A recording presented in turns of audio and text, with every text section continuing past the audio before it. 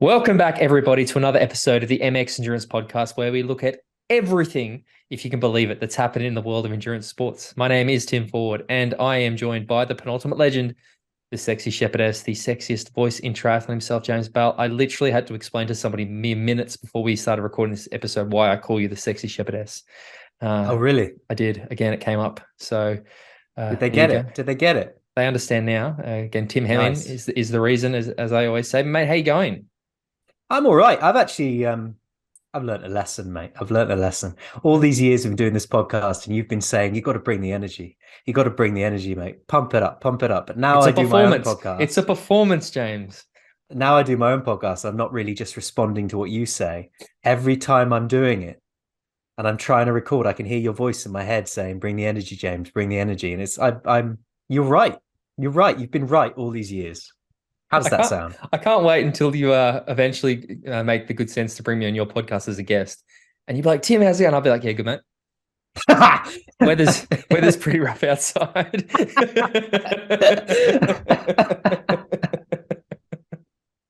No, I did. I tuned in. I haven't listened to the whole episode yet, but I listened to bits and pieces. Again, critically, audio quality very good. I think we discussed some of the little tweaks, but I'm yeah, it's very good listen so far, mate. If you guys haven't, check it out. Get out in it. What is it? Light the fire. Is that right? Light the fire. Yeah, light that fire. Get out in Light it. Light that that fire. fire. Get out there. Light that fire, mate. Apart from podcasting, how's it been? How's the training? What's going on? I'm doing a fair amount of running at the moment. I've got a sore right hip flexor, mate. Interesting. It's giving me a bit of jip at the moment. Only when I'm not running though. I can run and it's okay, but day to day as I walk around my house, I think I'm getting old. Was But it? other than that, everything's going all right. How's training with you? Well, I joked about the weather, and I'm going to talk about the weather now because I swear I don't know what it is about Sydney, but the weather is very nice all week, and then comes like literally last week, Friday afternoon, glorious, blue sky, all good. Saturday morning, wake up, overcast, starts pissing, and I mean like pissing down rain. I'm like, there's no way I'm riding in this. So I did this ride on the trainer that it was pretty tough. It was just a hard interval session, and I don't know what's happened, but I've got the nerve pain going down the back of my leg, and my right quad or my right hip flexor got so tight that it woke me up. I couldn't sleep on Saturday night because my right hip flexor was so no ITB, sorry, ITB was so sore. I'm like, fucking hell, age comes for us all. Age Yeah, yeah. comes for us all. But It's something I'm really starting to notice now is that recovery is really important. You know, as someone who coaches people, I've said this for years, recovery is really important, recovery is really important. But now I'm starting to really feel that need, that urgency to let my body rest a little bit more than it used to, which is irritating because I don't want to get older. I'm not getting old. I'm Peter Pan. I got some race news. I've got some races that I'm going to do, man. I've actually committed to a few events in the next Oh, few. I heard tell of this. I heard tell of this. I think I Yeah, was part of the I group was chat where listening in on one of them. where I Yeah. might have asked for a favor from a certain somebody at a certain organization. But yeah, I'm going to be doing the PTO Singapore race. I'm really actually very, very excited to get there for that event. I love Singapore. Singapore is honestly one of my favorite cities on the planet. I've never raced. I've raced in Bintan Island, which is about an hour south on the boat from Singapore. I've done that race a few times and just hideously hard, like hot as fuck. Brutal event. So yeah, to do a brutal event in Singapore, I'm super keen for. And I'm also doing a marathon this year. I haven't run a marathon since I've done one marathon in my life, 2012, the Trondheim Marathon in Norway. I did it when I think the longest I trained or ran was like 22K in the lead up to it, and I made a huge mistake. But I'm going to do the Melbourne Marathon in October as well, and hopefully go under 3 hours, which would be nice. So it's exciting, mate, to have Good some luck with events that that. I'm Good getting luck ready with for. that. A sub With 3 hour marathon is no mean feat. I'm pretty. It's what 4:17 pace. That's fine. Should be right. Good Should be luck. right, mate. We'll see. Good I luck. think I'm Yeah. gonna. I'm not gonna go any. I'll just yeah, we'll see. It'll be good. But you know what, James, this podcast is the official podcast of MX Endurance Sports Premier Endurance Sports Community. By four-time world champion Chris McCormack. This podcast is going to be getting a new name soon. I think it's time to maybe start teasing the fact that we have talked about the changes that are happening at MX Endurance, and one of those changes means that it will mean that this podcast is not going to be called the MX Endurance Podcast anymore. The format will stay the same. We'll still talk about the same things. It'll still be me and James, and We'll get the guests on. We're going to get more guests on this year, but it is going to probably within the next month, I reckon, you're going to notice if you open your iPhone or whatever and you go to listen, you say, what the hell is this new, the icon doesn't quite look the same. It's because there's a new name of should we say what the name of the new name of the podcast is, or should we tease it? The James Bale podcast. I was going to call it the sexy voice of triathlon podcast. Yeah. Feel free. I mean, it's entirely your decision on that one. You're the great leader of the podcast. The great leader of the podcast. Yeah, I know. The power that gives me is we're calling it the Talking Triathlon podcast, the TT podcast. That's what we're going to be calling it moving forward. We got new logo, new colors, all that sort of stuff. Still going to be a part of the Mana Group and all those sort of things. But we just thought probably change it up a little bit, which is exciting. The only thing I'm not sure, maybe do we change the theme song at the start, or do we get a new one? I really like the little jingle at the start. So I think we need to rebrand the whole thing. We need to change it all. Okay. We're going to need new intro graphics, aren't we? Yeah, that's already happening. That's already happening. With those new graphics is going to have to come a new soundtrack. I reckon. You do know a bit more. You do know though that one of the images that's going to go in there is going to be you in that white tri-suit. Like that's going to be at the moment it's like as the logo pops up, it's Kristian Blummenfelt winning the gold medal. It's going to be you in that white tri-suit. Oh well, I can live with that. I can live with that. As long as you don't ever share any of those AI images I sent you the other day. We're golden. That's testing the friendship, isn't it? Some of those ones you sent me. One of them in particular where you look like this creepy priest with no lips. That's a visual image. Maybe if you guys I'll never betray trust, mate. We are going to start by we're going to flirt around, or we're going to touch on a little bit more around what happened a week ago. Collin Chartier, again, it's certainly not the meat and bones of this podcast this week, but we are going to touch on because a few things have happened, mate. Where do you want to start? Where do you want to start post? Well, I just said you were the great leader of the podcast, but let's start with the original founder of the podcast and his comments that he made when he was on the Triathlon Short Shoot show, which was the Super League's podcast, because Chris McCormack has given his 2 pence onto the topic of Collin Chartier, and I quote, he said, "You can say sorry as much as you like, but it was quite. Do you need to be doing this because it's an Australian accent, or can I?" I can do it. Can I rock on? But Chris is even more Aussie than me, mate. So I don't know. You're gonna have to add a bit more depth, because if I try and do it, I will flail. I'm not ever going to try and do an impersonation of my boss. That is a dangerous slope to start sliding down. You can say sorry as much as you like, but it was quite heavy. You made a decision and you took. You made a decision and you took. Now question marks around everything you've ever done. But that decision to cheat is just within sport, with anything. It's just not right. I think it's created a lot of uproar, and that's what it is. I mean, come on, Collin. I was looking at this athlete and we saw his performance there at the PTO. His run there was amazing at the PTO US Open. He won Ironman Mont Tremblant against Josh Amberger. He was definitely an athlete on the rise, and he came from nowhere. Not from nowhere, but I was like, wow, this is an athlete that's potentially a big player in the future. He was training with Lionel Sanders and doing a lot of great stuff, and then bang, ping, piss is positive, and it's game over. I guess the question mark is sometimes when a donkey becomes a racehorse, maybe you need to question it. Not one to mince his words, as always. When a donkey becomes a racehorse, all timer. What an all timer.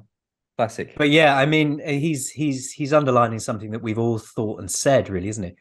It's because triathlon hadn't gone down this road too often in the past, too many times in the past. We're not alert to it. We're not jumping to these conclusions. But it's something that I think after this particular incident, we're going to be slightly more alert to going forward, aren't we? When someone does have that sudden upturn in performance, we're going to be questioning why that is the case, perhaps a little bit more than we were previously. I know one of the things I've seen a lot of, I guess, the conversations or the comments, it's like a car crash. You sort of can't help but stare at it. Is a lot of people saying that we're in that, like, because of the COVID period, that those 2 years where maybe people couldn't be tested because there was no racing. So there was very little testing happen at all. Like, did a lot of people get up to some naughty stuff because they knew that there was almost, I mean, I don't know, but I'm assuming there wasn't a lot of out of competition testing when you were locked down and things like that. So, you know, we did see a significant increase. I mean, I don't know whether there's merit to it, but it is something I'm seeing. But anyway, again, I don't want to dwell too long on this stuff this week. No. The next one, mate, So it was interesting getting his take, because I did like the donkey comment. I did have a conversation with Chris, not on the podcast the other day about it, and he's just like, "Fucking hell, what an idiot! Like, why would you do that?" Like, again, just it's so stupid. And again, he said, and I think it's true. It puts everything you've done into question. Yeah, like I said. Anyway, next thing, mate. What's next? Yeah, so Mark Allen also commented on the situation. Yeah, not well, did he? No, not very well. Not even delivered very well. He said the PTO response was pretty lame. And then he went on to say that Ironman, having the International Testing Agency on their behalf, manage their out of competition testing. Ironman is very proactive about this. They are funding and being in charge of doing out of competition testing. The PTO does not do any out of competition testing. It's not a black and white situation here. There are other organizations doing testing of athletes, national governing bodies, for example. Nobody wants the athletes to have or do double tests for the same thing. In my opinion, had Ironman not been involved with this, Collin Chartier would still be racing. I mean, what are your thoughts on that? I mean, a lot. Firstly, I think Mark Allen is very intertwined with Ironman, so it doesn't shock me to hear that he's been positive Ironman, but his point's kind of valid in a way. Like, if it wasn't for the Ironman doing this testing, Collin probably would still be racing, right? Like, there's merit to that. I don't think it's necessary. Okay, I don't think it's necessary to criticize what the PTO is doing in order to give praise to what Ironman is doing. I think it is. I mean, I've said it myself. I think we do need to give Ironman some credit here because they caught him, but I don't think it's really necessary to start bagging on other organizations to validate that point, I guess. I don't know. What do you think? No, I agree. I think saying that the PTO response was pretty lame is a strange little intro with and I've looked for context around that comment and I can't find the depth behind it. Is a strange little intro to saying Ironman did a good job in this instance by catching a doper who would still be racing had they not been caught.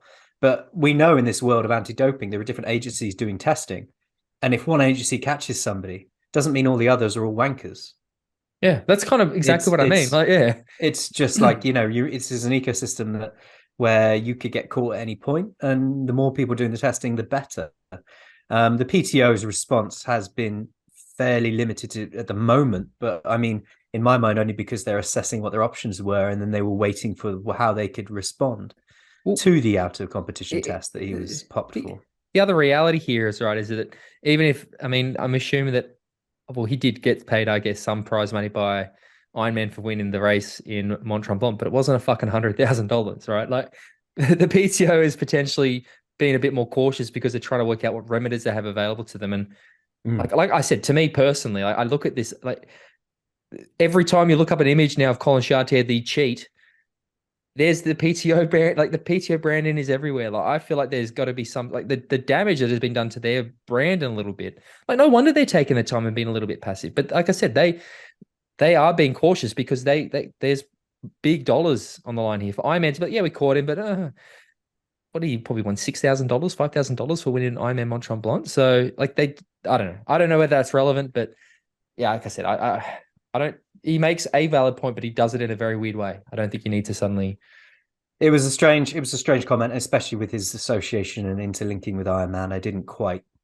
He won't be a team captain at the Collins Cup in the future. Yeah, it didn't jive with me, that comment particularly, I must say. Well, I'll tell you, a comment that did jive with me quite a fair bit was on this week's, or the latest, one of the latest, probably another one come out now since the time we released this, but Lionel Sanders did one of his race week videos this week with Talbot Cox. Again, the guy deserves a lot of credit for what he's done for triathlon media. I think he's very, very good. But on the video, Lionel was talking about what he thinks the PTO should be doing.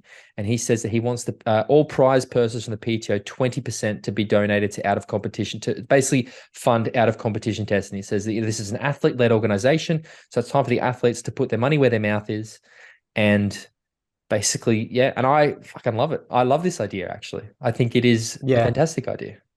I do as well. He's coming off the front foot, isn't he? And saying, look, it's a real testament to his mindset, is that he is willing to say, look, this is an athlete-led organization. So let's lead as athletes. And it's not only just saying what should and shouldn't be done, but also willing to sacrifice prize money from the sport that the pros would be getting in order to make it happen.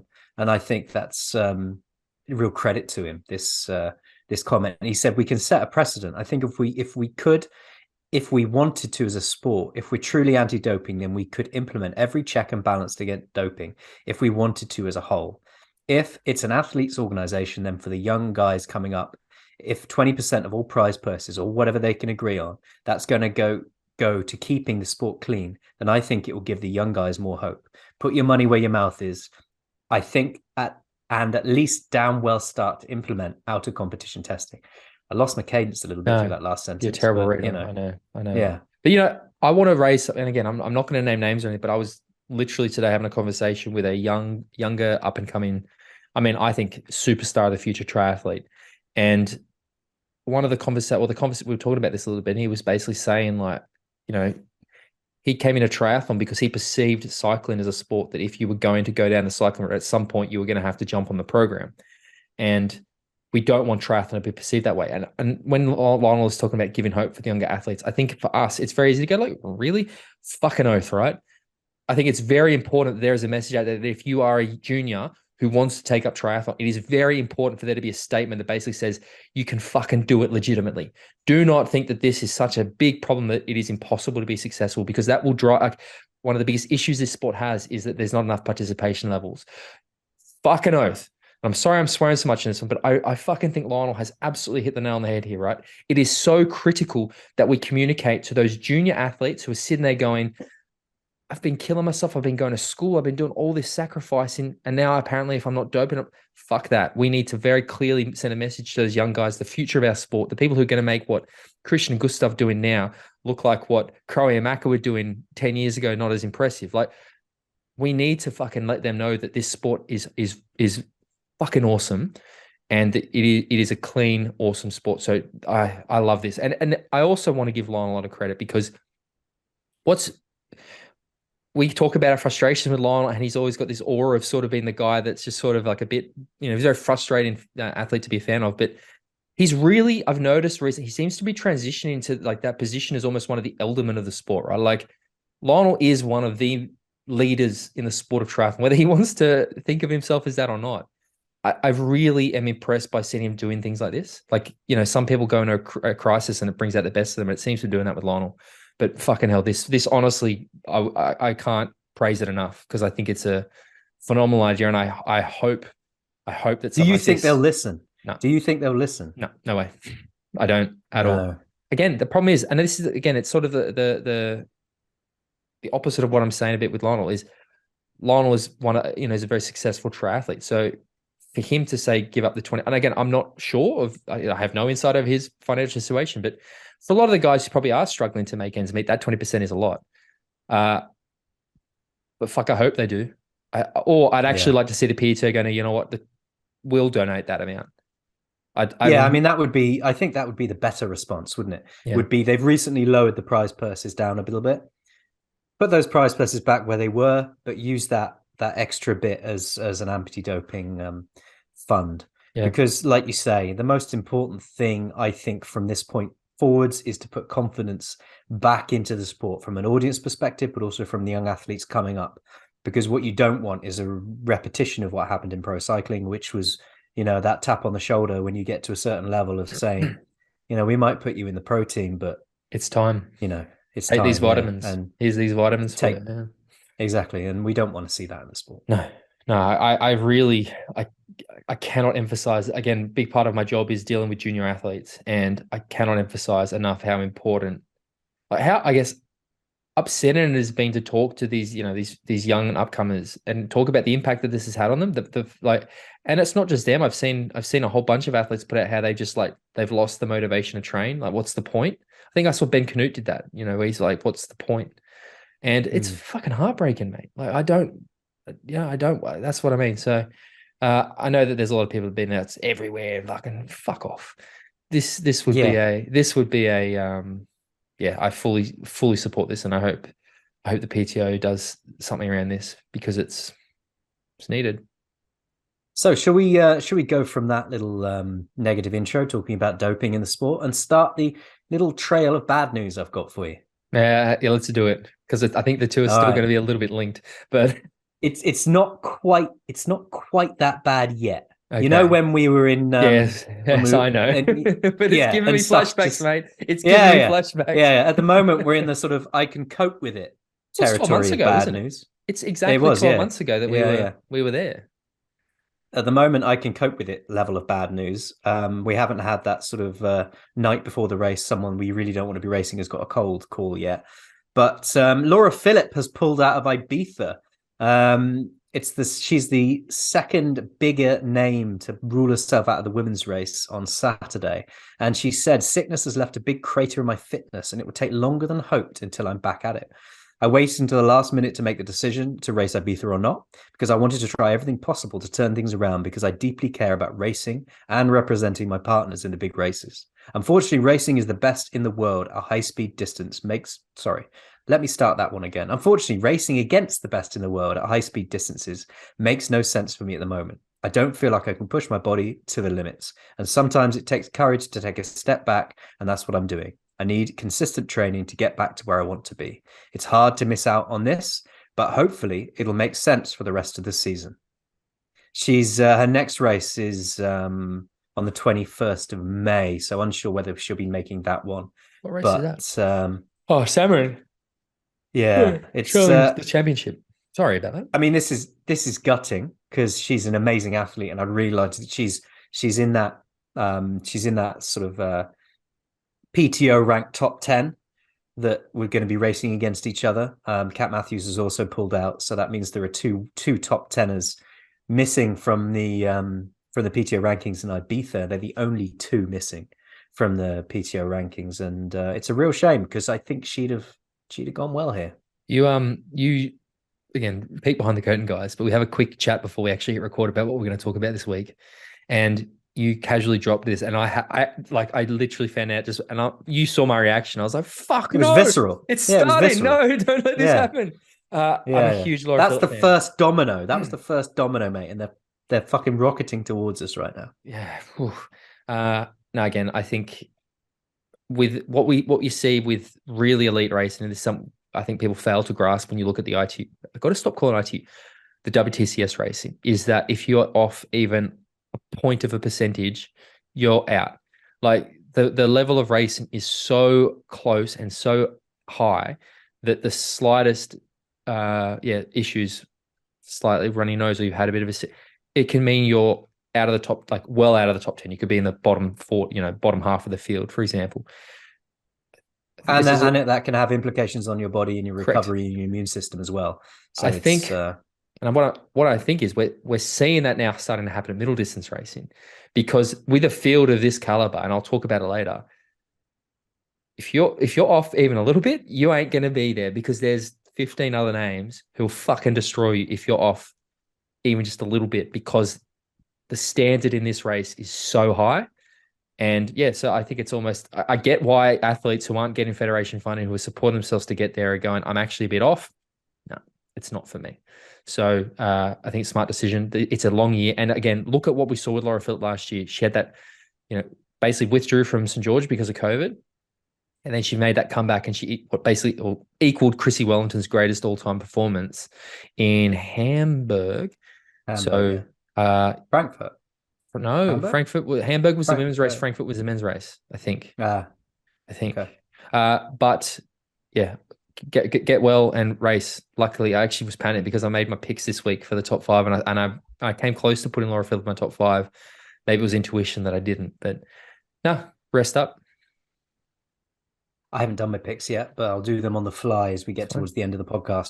A little bit more bad news is Patrick Lang has withdrawn from the PTO European Open in Ibiza this weekend. He posted on Instagram, unfortunately, and with big disappointment, I have to announce that I won't be able to race the PTO European Open in Ibiza this weekend due to sickness. I've been battling with...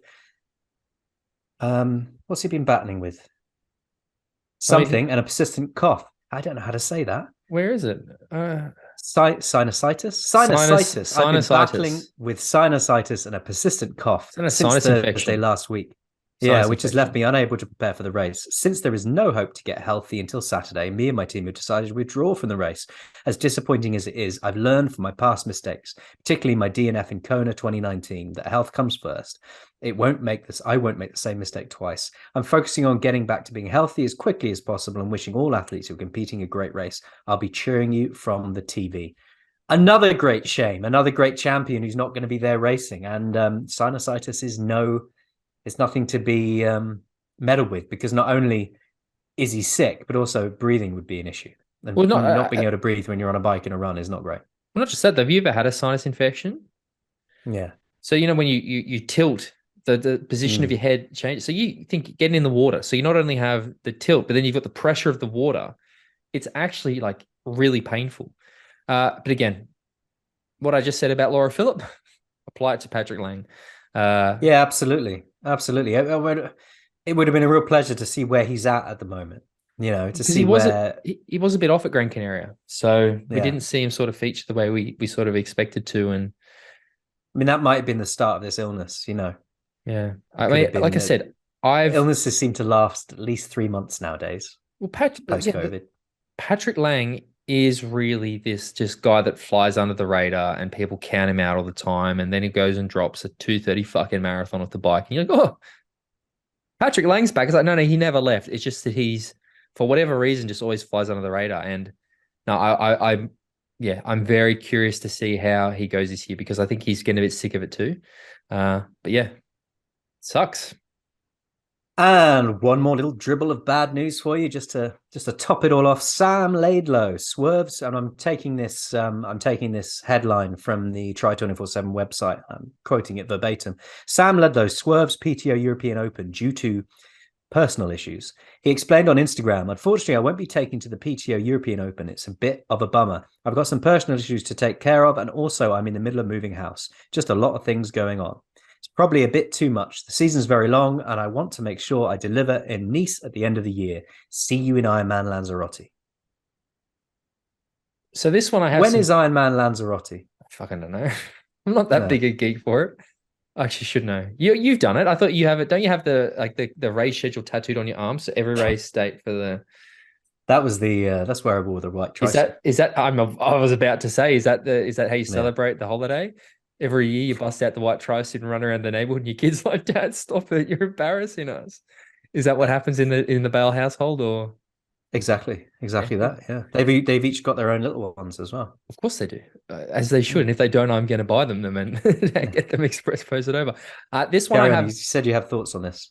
Yeah, this is different to the other two, because obviously the other two are sick, and there's a few things that we have to unpack here with the Sam Laidlaw news. And I feel like the place to start is around all the comments and the suggestions of, and again, it's even in the headline that you rose, was that this idea that he's swerving the PTO, and instantly, I think on the post that announced it, you see everybody saying doping. Now, I don't know. Again, Sam Laidlaw came out and was quite had a very firm stance on the whole thing, but come on, mate. Can't you have seen the optics of this? Like, that's the only thing I struggle with a little bit is to come out in the same week when there has been a lot of, I think I even said that, maybe people would, and I'm pleased, I'm not trying to imply that he is, but I just feel like it's a bit of a misfire to be so vague and be like, I'm moving house when you're going into this, and to then be like, oh, and I don't think he owes anybody an explanation for anything, but you can't be surprised. You can't be surprised by their reaction in the current atmosphere when you've done that. And that's what I sort of struggle with a little bit, because he does a second video following up, basically like, what the hell, like, why are people saying it's not? I just think that it was and again, he's young. Again, it's worth noting Sam Laidlaw is a very young athlete, huge future ahead of him. This was one of those times, I think, where we saw him maybe just stumble a little bit in how he delivered the message, because it didn't look great.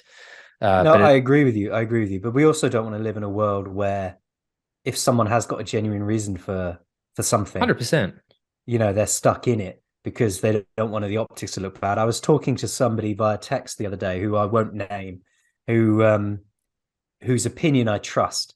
And I said the same thing as you. I said, the optics aren't great here. I mean, I'd have done something. I think I said, there would have to be spectacular reasons for me to pull out of that race right now. And their response was true to an extent, but if there's high stress on an individual and that is only going to be increased by going somewhere where you may face questions, it could be justified. The optics come secondary at that point. Yeah, and I don't Which is a fair point, I think. Yeah, it is. The only, what you were saying is, well, we don't want it to get to the point where people start to question things is, I 100% agree.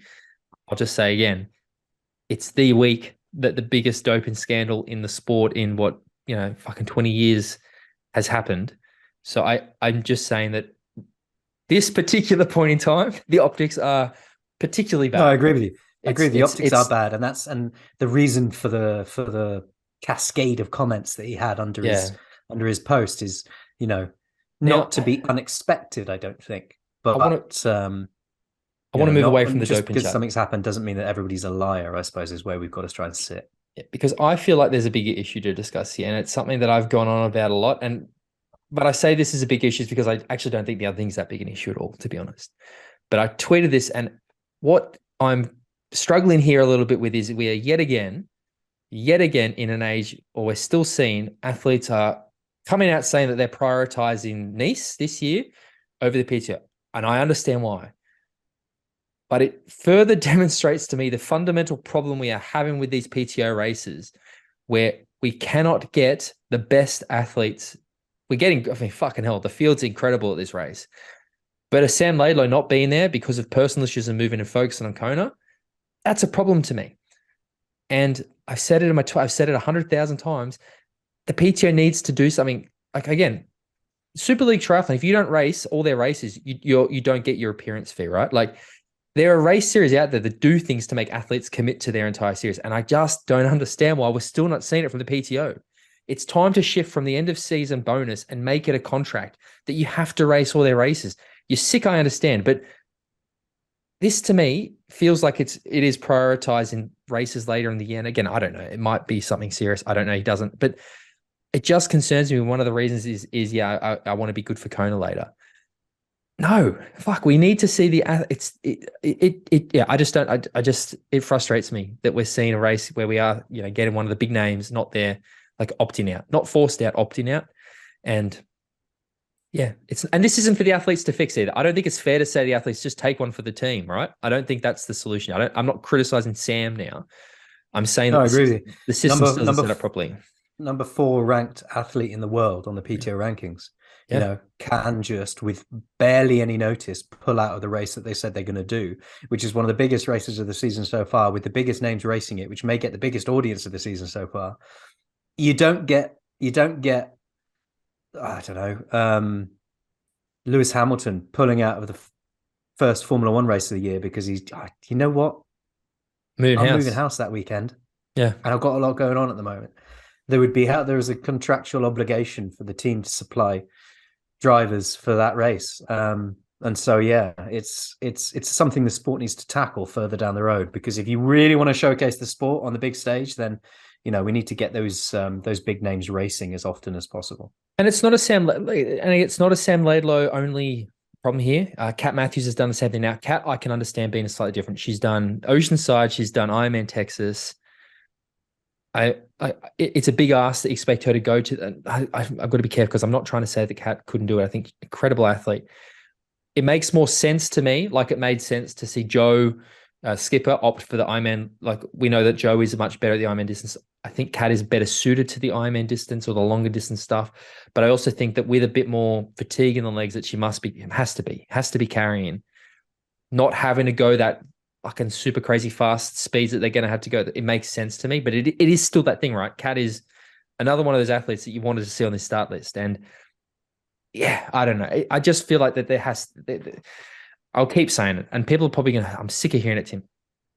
Contracts, PTO contracts that you have to do all the races and fuck off the end of your bonuses. That something like this has to happen, because I need some. It's bad enough when the athletes get injured and sick, but I don't want to see them opting out because of I don't want to see them forced out. We're going to have Sam Renouf on the podcast soon, aren't we?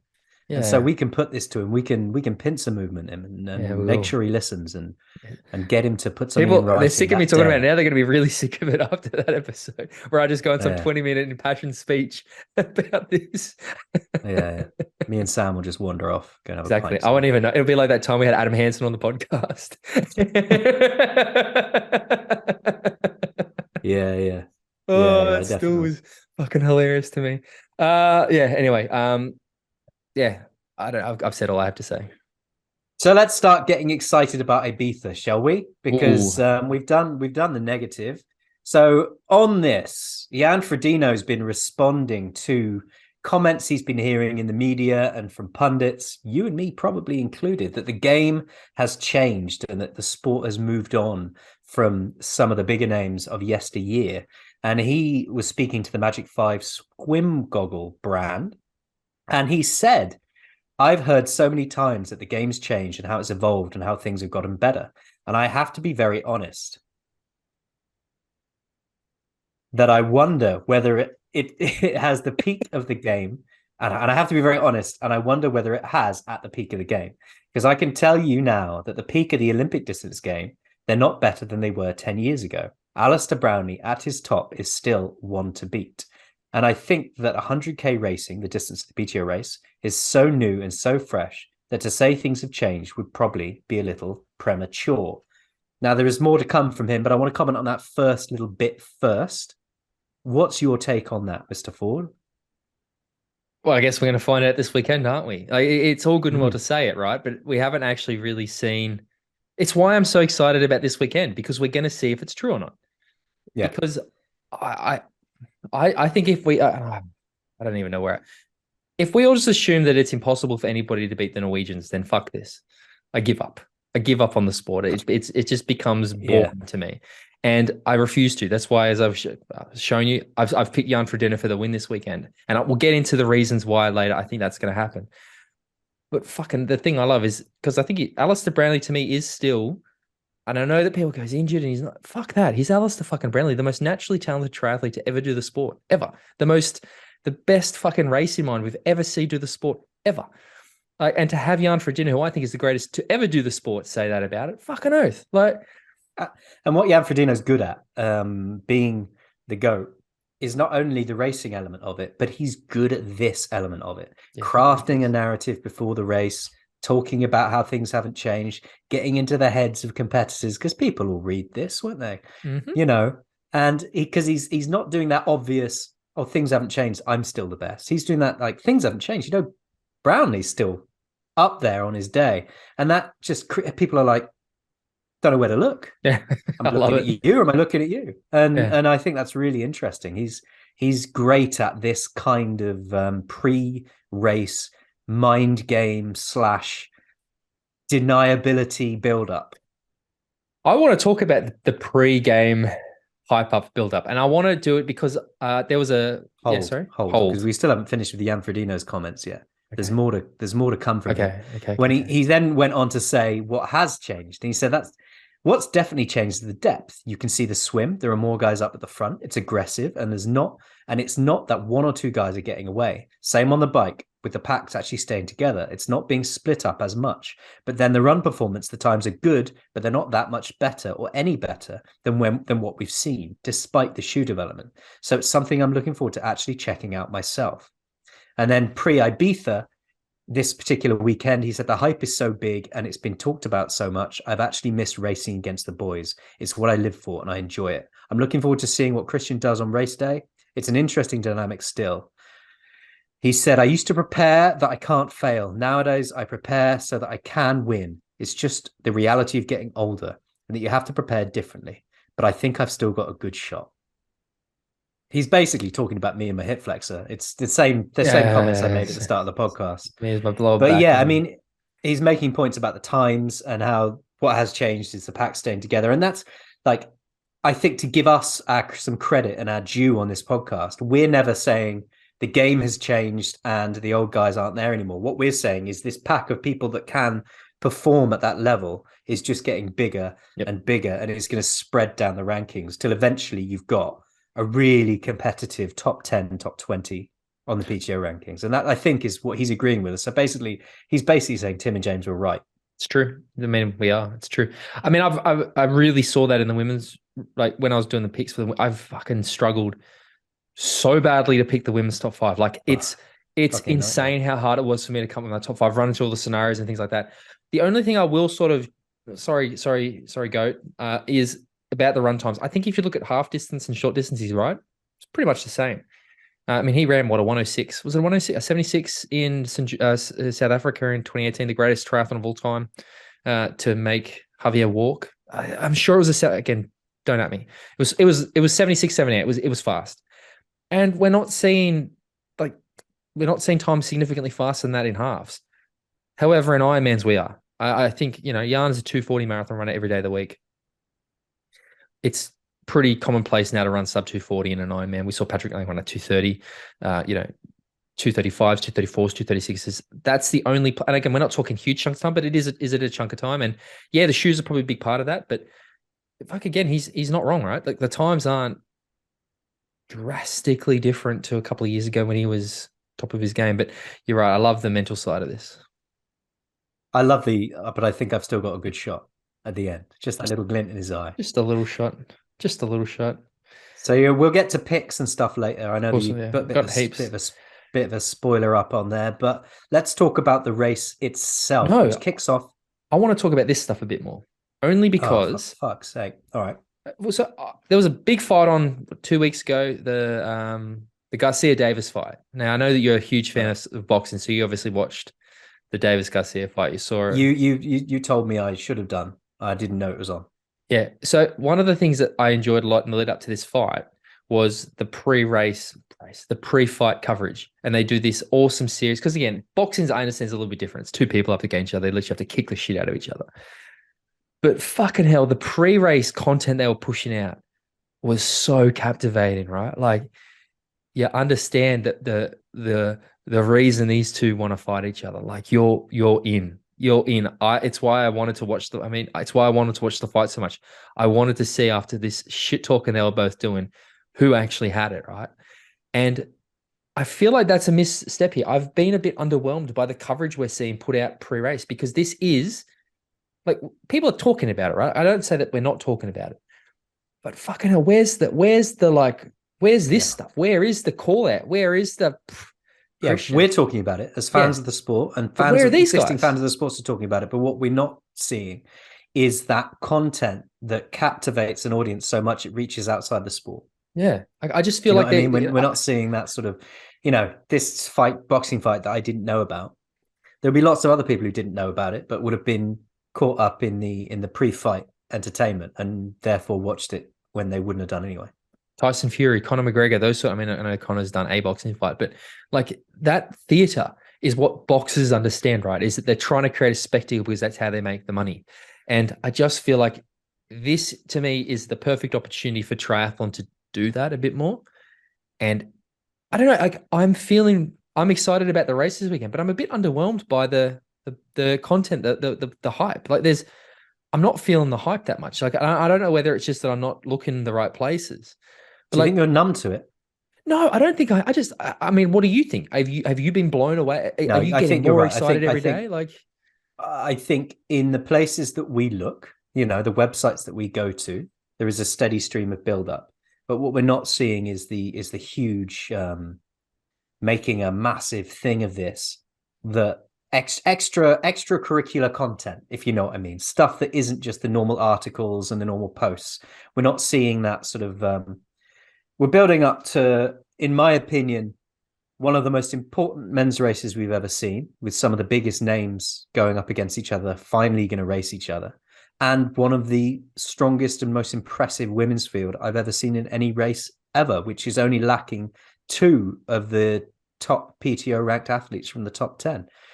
There needs to be a huge amount of noise made about this race, because it's going to be broadcast and we could get eyes on what could be a really spectacular event. Yeah, I just feel like even for the guys inside the sport, like it's the same people doing the same things as always. And I kind of feel like we could have seen something really cool here. Like, again, you can see Jan tried to do that at the Tri Battle Royale, right? Where they had the boxing gowns and they did the sort of weigh in and they did the like. There's just I just want to actually see them like create that fucking drama, right? Like we saw the last time we saw Jan and Ali race was in Kona where Jan beat Ali and then they had that shoulder barge at the after, and there's like, oh, Ali doesn't like it and Jan he doesn't respect me enough. And now they've got, Ali's the best to ever do that. I was like, fuck, come on. I would have been like, fucking Alistair, what happened last time Jan, he disrespected you after you won Kona. Why doesn't he show you the respect Where's this stuff? Even why isn't it Ali and Jan versus Kristian? I just feel like there's so much they could be doing. I just quickly was going through the PTO and it's like shot of Magnus on a bike, shot of Chelsea Zara running, shot of Kristian on a bike, shot. I'm like, God. Well, this goes back to the question we had years ago, isn't it? It was, where does the PTO sit? Are they an organization that's promoting races? Because if they were an organization promoting races only, then they would be jumping down the neck of this kind of, hype. Or are they an organization that's looking after the athletes and making sure the athletes are all okay? Because in that sense, they're then going to respond to what the athletes want and don't want, which may not be the kind of sort of aggravated, tension-building hype that an organization that if you and I were put on a race and we had some of the greatest athletes in the world racing in it, we would be all over spilling out that, who's fighting who's racing who, does and doesn't like who, how's that person going to beat that person, what are the tactics going to be on race day, look at all this, look, he shoulder barged him. I'd have slowed down that and I'd be playing it on repeat on my stream. Yeah, I mean, I'm not biased, but like Chris was very good at this, right? Mako is very good at calling the people out, making them aware of their weaknesses. And Jan, that little thing he's done, he's like, yeah, it's nice, but fuck, I want to just anyway. Enough of it. Let's talk about the races, mate, because I am amped for this weekend's, and it's not just Ibiza. There's a number of good races coming up, but let's start with Ibiza. Where do you want to start? Women's race? The PTO European Open in Ibiza starts on May the 6th. And yeah, we can start with the women's race. Do you want me to go through when it's on and how to watch? Absolutely not. Absolutely not. Let's just do the start list and have a chat about how we think the race is going to go. All right, let's start with the women's race. Then on the women's side, as I've mentioned a couple of times in this podcast, there's only 2 out of the top 10 PTO ranked athletes missing, and that's Laura Philipp and Kat Matthews. Laura Philipp ranked 7th and Kat Matthews ranked 8th. And then we can go down through the list. We've got Ashley Gentle, Lucy Charles-Barkley, Paula Finley, Daniela Reef, Anne Howe, Chelsea Sodaro, Holly Lawrence, Emma Pallant-Brown, Fenella Langridge, Jocelyn McCauley, Tamara Jewett, Sarah Perez-Sala, Ellie Salthouse, Grace Theck, India Lee, Lucy Birham. Who else is there of note? Amelia Watkinson. Amelia Watkinson is there. Marja Stays-Nielsen. Maya Stays-Nielsen was very good in Texas as well. Yeah, it's an absolute feast of talent. So how do you think it's going to go? One of the strongest fields we've ever seen. Now, look, we've mentioned this throughout the podcast, mate. It's very difficult to predict how this is going to go. It's very difficult, but I know that's our job to do it, isn't it? So you go first because you've made your predictions and give me a chance to. Do you want me to just give my predictions and explain my reasoning, or? Yeah, predictions and reasoning. Okay, so I have picked in 1 through 5, thanks to the Obsessed Triathlete. I think their fantasy thing is fantastic. I've picked Tamara Jewett for the win, is who I've gone first place, followed by Lucy Charles-Barkley in second, Ash Gentle in third, Emma Pallant-Brown in fourth, and Chelsea Sodaro in fifth. My reasoning being that I think we're going to see Lucy and probably a group of others really push, get away on the swim and the bike. And I think that the gap to that second group isn't going to be as big, or it's going to be a big group of that second group is going to be a big group of athletes. And I think you're probably going to see Tamara in there, Ash probably in there as well, Chelsea, Emma Pallant-Brown maybe a little bit back, maybe in there. I'm not quite positive, but I think that we're going to see they'll probably get quite close to Lucy. Like, again, think of Kona. We saw Lucy get caught by Danny on the bike, and then, Danny ran like a pig and Lucy held on for second. But I think that we're going to see that gap on the run isn't going to be big enough for Lucy. Again, depending, because Lucy dropped that fucking incredible time a few years ago in St. George. I just don't think she's going to be able to hold off the run of Tamara Jewett. And I think we're going to see Tamara have a real run battle with the likes of Ashley Gentle, Emma Pallant-Brown, Chelsea Sodaro, because again, they are all for exceptional fucking runners, right? Like exceptional runners. And I really think that we might see Lucy just hold on for second. Tamara is going to be too good with that run. And I'm purely basing this off recent form. Ash Gentle looked really off in that weird race she did in Spain a couple of weeks ago. Maybe it was just to blast out the cobwebs, but I really want to see those two, well, all of them really like have a proper run battle, but I think it's going to be super tight. And I'm expecting it to really just come down to that run. And Tamara's bike has improved so much from last year because she's, training full time now. She was sort of training part time last year. I really see that, she's made such leaps and bounds. Her swim wasn't that bad in Oceanside. Her bike wasn't that bad in Oceanside. And her run was fucking exceptional. That's sort of my reasoning as to why. And I struggled so hard to pick the top 5 because I think that you could literally go almost any order. Well, in fact, those top 8 athletes who are going to be there, I think you could make a case for all of them. So who is your top 5 again? Run through them. Tamara Jewett, number 1, Lucy Charles Barclay 2, Ash Gentle 3, Emma Pallant Brown 4, Chelsea Sodaro 5. Where do you think Daniela Ryf is going to go? How do you think she's going to go? I think she'll be up there or thereabouts, but I just think, to me, again, maybe I've got to be so careful with Danny because now that I've said that she's probably going to win the thing.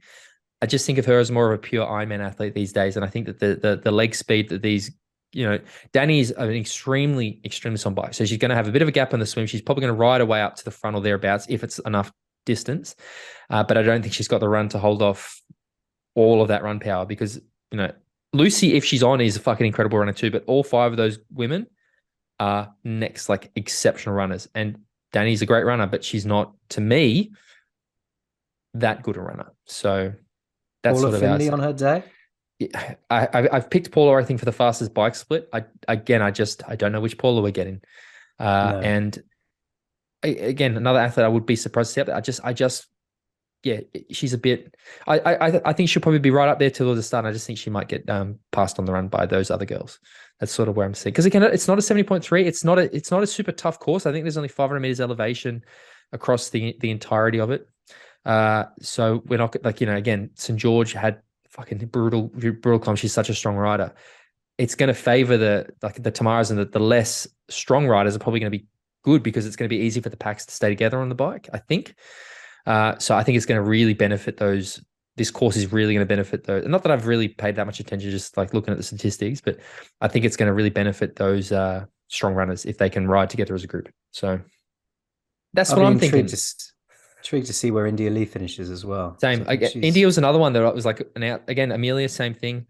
There's plenty of athletes I could have thrown in there, but again, I had to.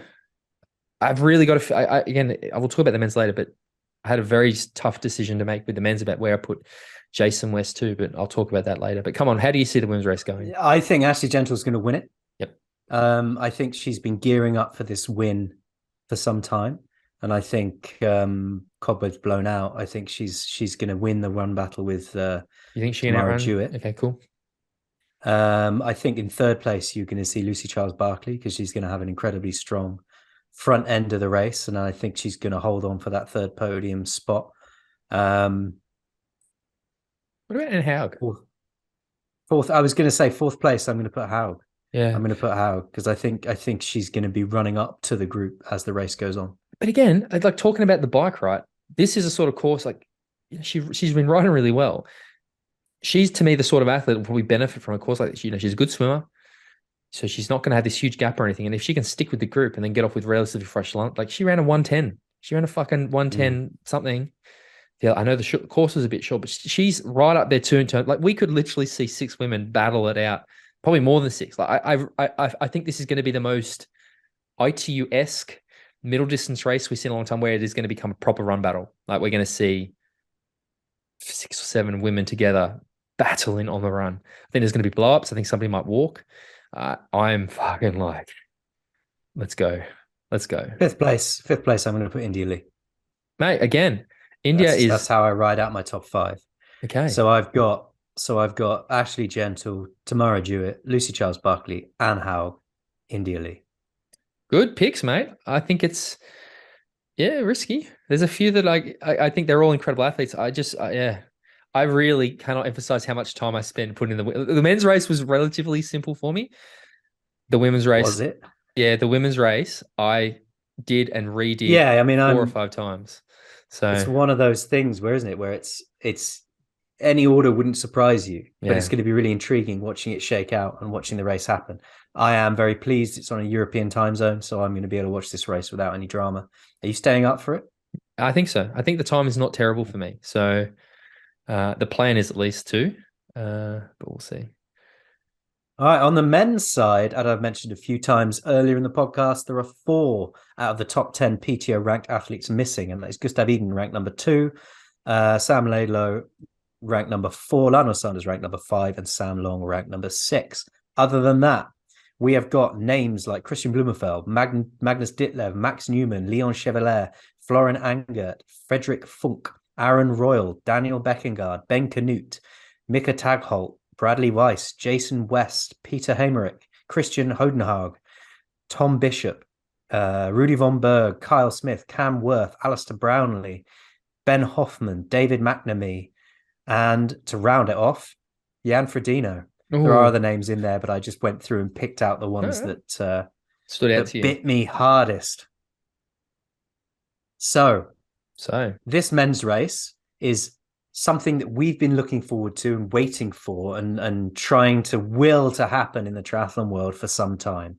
You've got the rematch of Frodeno and Brownlee over a non-Ironman distance after that 2018 race that we both loved. And you've got the first time Jan Frodeno is facing the Norwegian Kristian Blummenfelt. Has Alistair raced him? Magnus. Hey? Has Alistair raced him? Not over this distance, I don't think. Has he? Oh, no, yeah, of course. Edmonton. What am I talking about? Edmonton. Yeah. But, you know. Yeah. Throw in Magnus Ditlev. I think that's going to be an interesting addition. And then Jason West with his supreme run is an interesting variable in this race, shall we say. It is. Now, I want to I want to give a disclaimer before I say this. A caveat. I feel like people have to, at this point, they cannot just go out and race the way they always race when you have a Kristian Blummenfelt in the field. I think if people are still trying to beat him the same way that they have, it's not possible.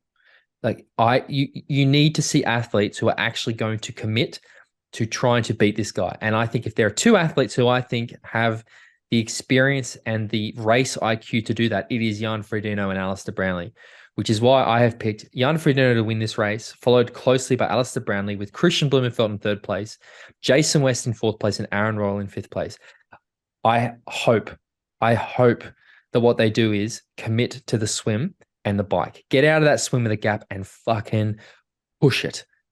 Do you think Frodeno's comments about how on his day Alistair Brownlee is still the best in the world belies some form of communication between those 2 leading up to this race?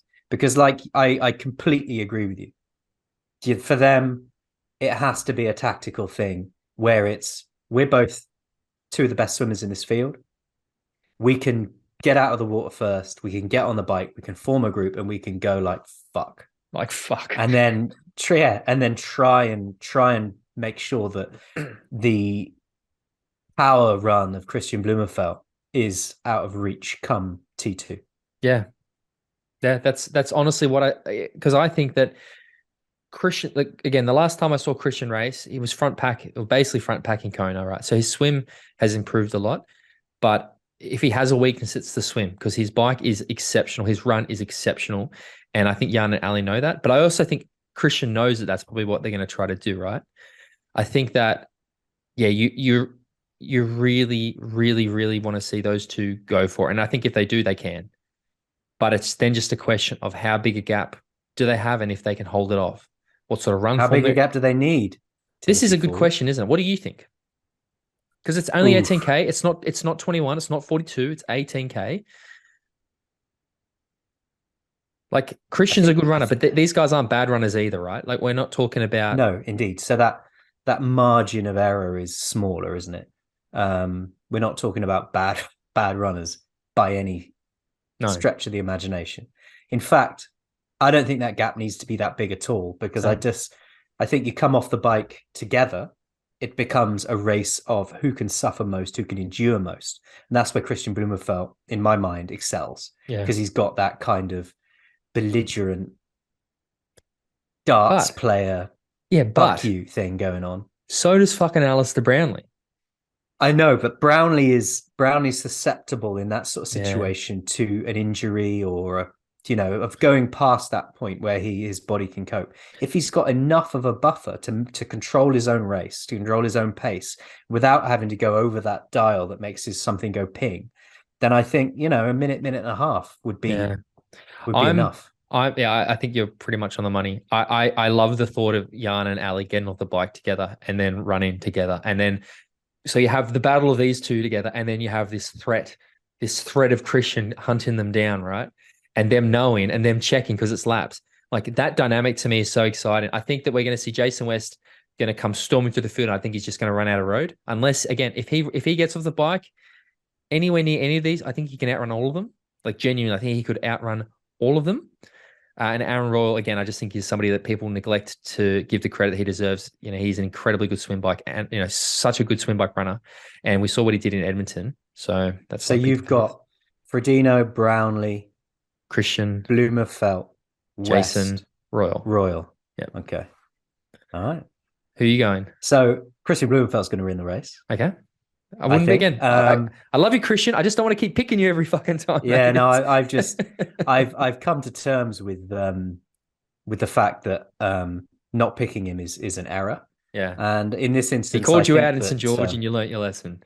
Yeah. No, I'm saying Kristian Blummenfelt for the win on this, but I just think over this distance as well, there isn't enough road for them to build a comfortable buffer. It's 80K, mate. It's not a short. I might be wrong. No, I might be wrong. There may be, but I believe Kristian's. You have to. Yeah, I believe Kristian's going to win it, and then in second place, I'm not going to put Frodeno or Brownlee yet because they're still chasing at this point. In second place, I'm going to put Ditlev.